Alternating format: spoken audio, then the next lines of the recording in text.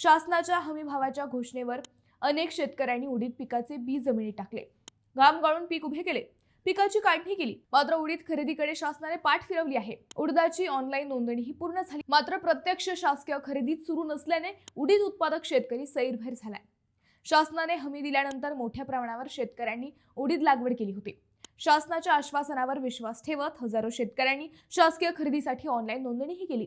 मात्र प्रत्यक्षात महाराष्ट्रात अद्याप एकाही ठिकाणी उडदाची शासकीय खरेदी सुरू झालेली नसल्याने शेतकऱ्यांचे मोठे आर्थिक नुकसान होत आहे.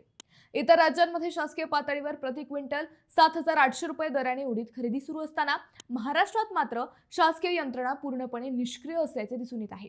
याचाच फायदा घेत खासगी व्यापाऱ्यांनी बाजारात मनमानी सुरू केली आहे. 4 ते 5,000 रुपये प्रति क्विंटल इतके अत्यंत कमी दराने उडीद खरेदी केली जात आहे.